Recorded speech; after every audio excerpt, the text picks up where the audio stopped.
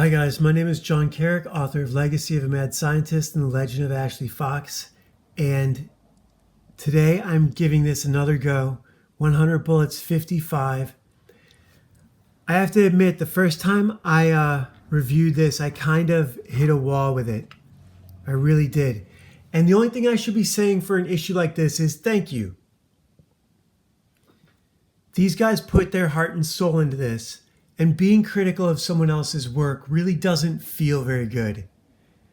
I should only be drawing attention to the parts of this that I really like, and there are a lot of them. The last issue ended with everyone getting a phone call, and that's right where this picks up. Wiley answers his phone, and someone hangs up. Click. So he's stuck in his hotel room with Gabe/Marty, the horn player, who's holding the magic gun on him, and Wiley snatches it out of his hand. I really should just be thankful for an issue like this. That's extra long. We get drawn out scenes. We get them. Not we have to suffer through them. Not you have to invest in it.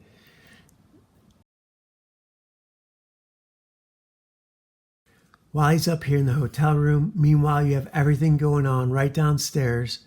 The bar is right across the street. He's up there with Gabe. They see Anwar Madrid. Wiley realizes what his name is. This is all really well done.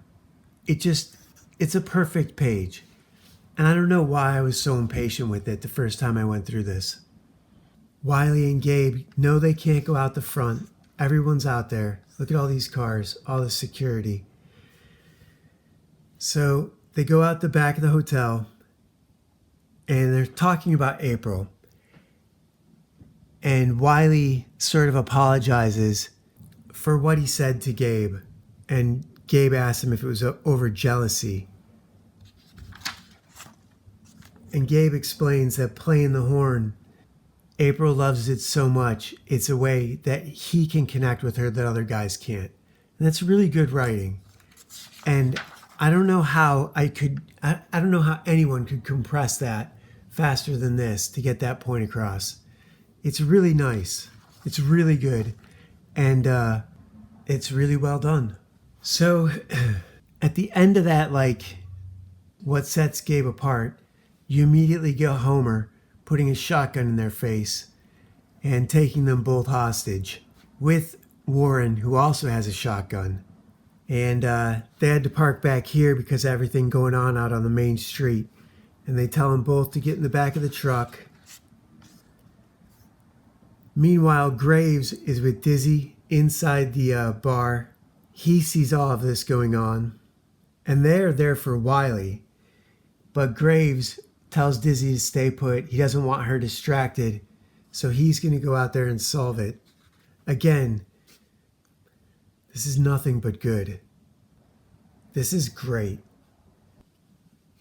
I just had to uncheck my ego a little bit. Madrid sees Graves. This page doesn't even need any words. He just sees Graves reach into his pocket and everyone gets out.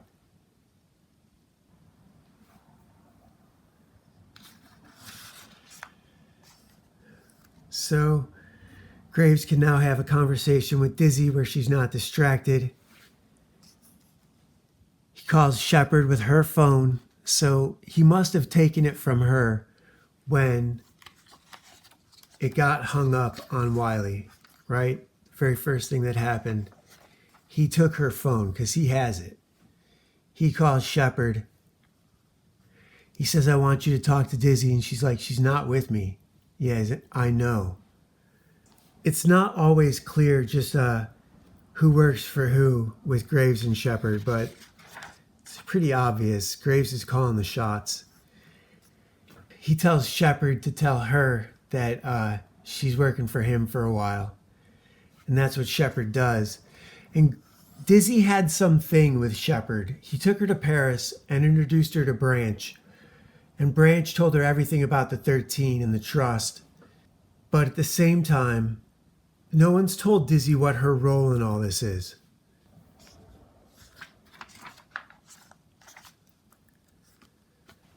Homer explains that he respects Wiley, that Wiley did time when he gave him whatever it was that was stolen, and Wiley held it and took the rap.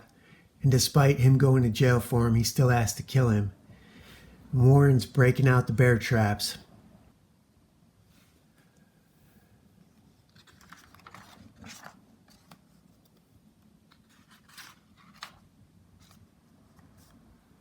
And he throws the bear trap at Homer, and it goes off right next to his foot. Homer freaks out. Homer's the only person holding a weapon, and he points it right back at Wiley again and explains why he has to kill him, and you understand that he has to kill him. Meanwhile, Warren keeps throwing the bear traps, and Homer's not having it. But Homer wants to know that whatever Wiley stole from Anwar Madrid and why everyone was down in front of the hotel, that he can leave it with him and he'll make sure he doesn't get it back.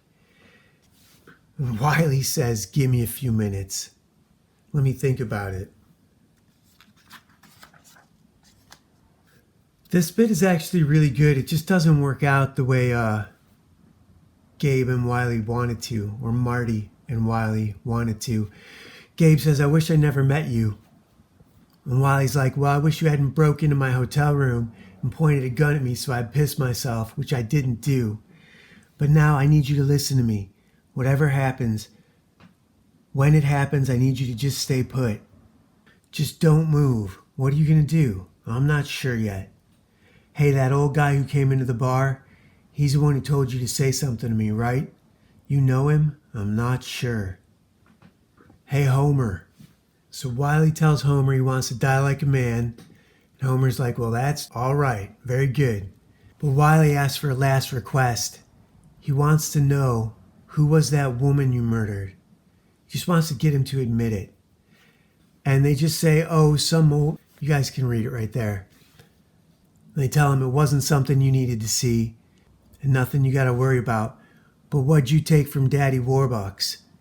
He says, "It's Daddy Madrid, and it's nothing you want to know about." "Well, let us be the judge of that." He said, "All right, got to go out of the frying pan into the..." I don't know why they wouldn't think he'd have a gun. But he pulls out the gun, and here we get 2 great pages. Homer's the only one even holding a gun. Warren's shotgun is back in the car, and he doesn't make it. But Gabe ran. And Wiley's realizing what happened.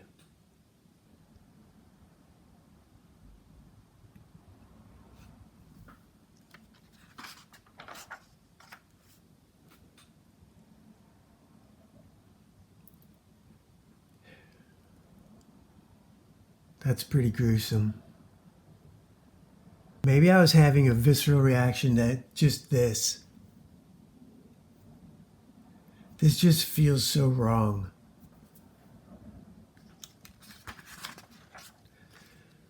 And this gets even worse.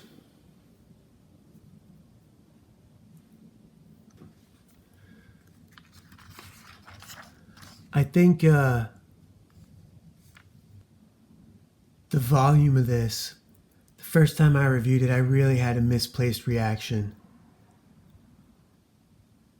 This is a painful issue. And I think I'd wish they'd compressed it so I didn't have to sit with it quite as long. This hurts. This hurts. That's a rough issue. That's a really rough issue. And between the pain in my head and reading this last week, what right do I have to come out and critique something like this? Best continuing series. And I was calling it an obligation. Man, I would give anything for the opportunity to write 2 series at the same time. How could I say that? But I don't know. You learn things about yourself all the time, I guess. All right, none of the cards today. See you guys tomorrow.